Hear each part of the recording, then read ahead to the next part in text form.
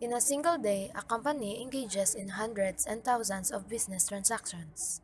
Some of these includes cash and credit sales, purchases of inventories, payment of expenses, acquisition of equipment, and many more. A company should be able to collect and process this financial information in order to summarize them at year-end and to be able to prepare in its annual financial statements for its internal and external users. To keep track of its transactions more efficiently, companies keep and maintain a set of books and records called Book of Accounts. Book of Accounts are the finance records, ledgers, and journals that compose the company's accounts. These serve as a company's financial memory and comprise of every single business transactions and financial information of a company. Aside from decision-making analysis of a business performance, books of accounts are also crucial in ensuring regulatory compliance as they also serve as a proof of the business transactions reflected in the financial statements.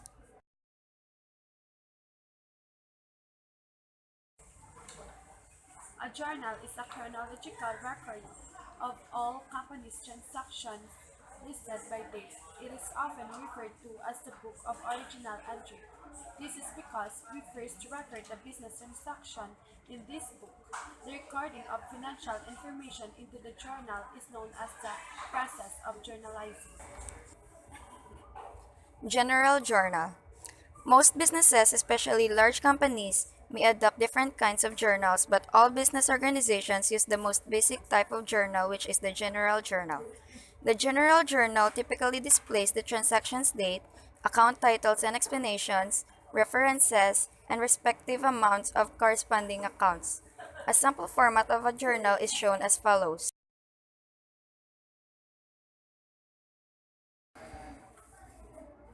Date: the date at which the transaction occurred. Account titles and explanation. The account to be debited and the account to be credited are recorded. The account titles are referenced to the chart of accounts as discussed in the previous chapter. Correct and proper usage of the account titles are necessary for a clear and accurate presentation of amounts in the financial statements. In the given, account titles used are cash, property, plant and equipment, chain capital, inventories, and etc. Notice that the accounts credited are indented. Also, a brief explanation of the business transaction is described. In the January 1 journal entry, a brief explanation was stated as follows: Owner's investment of a cash in the business.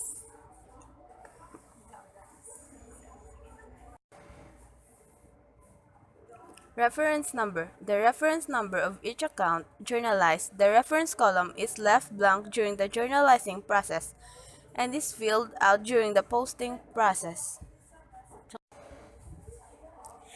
Debit, corresponding amount of the account debited is entered. In the January 1 journal entry, the accounts cash and property, plant and equipment are debited for 200,000 and 50,000 respectively. Credit. Corresponding amount of the account credited is entered. In the January 1 journal entry, the account chain capital is credited for 50,000. With the foregoing illustration, we can see the significance of the journal in the accounting process.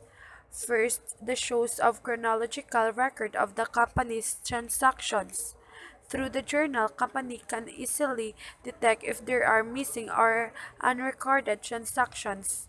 Like a person's diary, the journal narrates the different business dealings of the company by date of occurrence.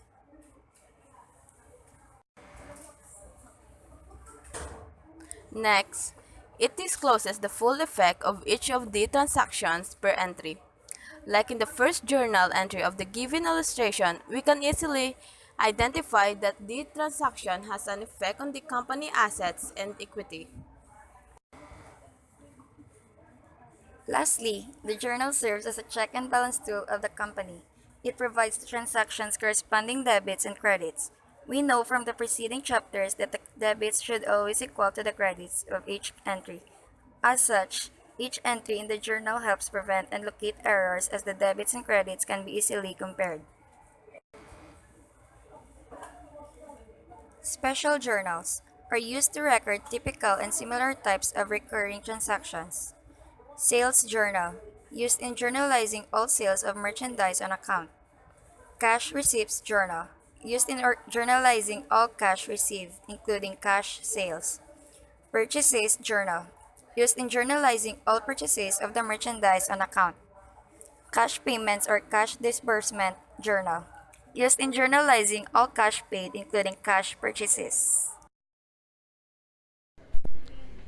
Sales Journal. Special Journal Title. The name of the journal is Sales Journal. Special Journal Reference Number. Reference number of the special journal that is used during posting to the ledgers. Date. The date at which the transaction occurred. Account debited. Each of the company's individual customers is shown. This will be helpful during the posting process to the subsidiary ledgers. Invoice number. Pre-numbered invoices ensure that all invoices transactions are journalized. Reference. A check mark is inputted under this column when postings are made in the ledger. This is to ensure all transactions are posted and at the same time to prevent double postings. Cash Receipts Journal. Special Journal Title. The name of the special journal is Cash Receipts Journal. Special Journal Reference Number.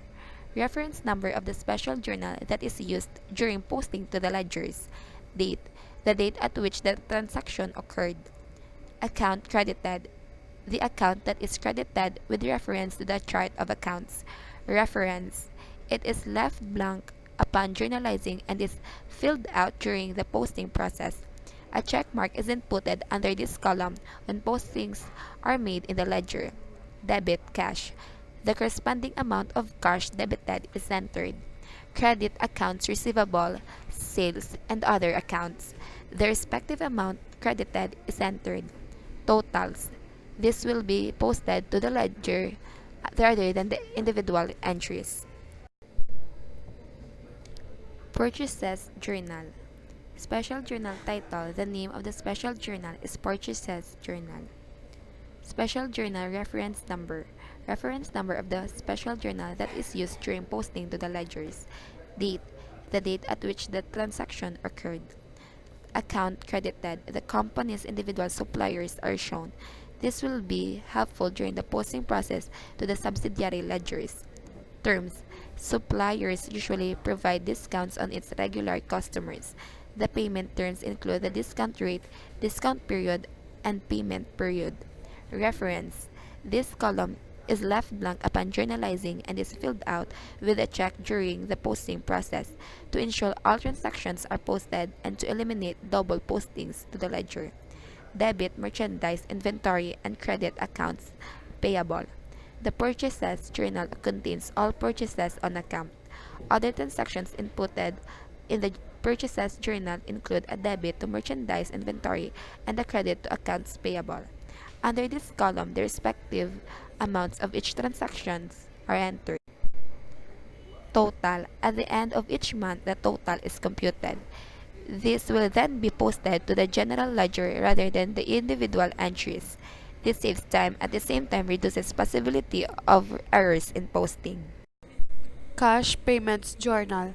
Special Journal Title. The name of the special journal is Cash Payments Journal. Special Journal Reference Number.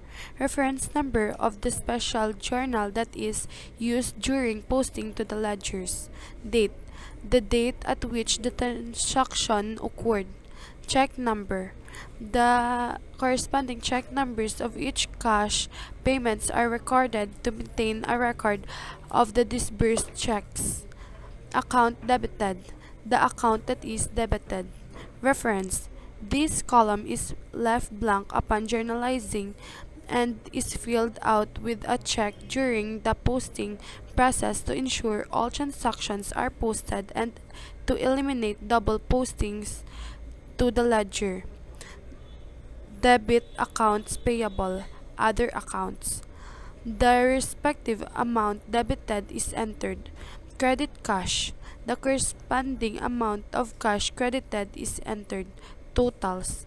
This will be posted to the general ledger rather than individual entries. Ledger refers to the accounting book in which the accounts and the related amounts, as recorded in the journal, are posted periodically. The ledger is also called the Book of Final Entry because all the balances in the ledger are used in the preparation of financial statements. General ledger is a complete record of all financial transactions of the company. It holds all the information to prepare financial statements. It includes asset, revenue, expense, liability, and equity. Subsidiary ledgers. Large companies have thousands of transactions from their hundreds of customers who buy goods and merchandise on credit. If the company only utilizes a general ledger, imagine the time it will take to determine the outstanding balances of each of its individual customers. The same is also true when it comes to the company's individual creditors. To ease their burden, large companies use subsidiary ledgers. A subsidiary ledger is a group of accounts with a similar characteristics. For example, accounts receivable and accounts payable.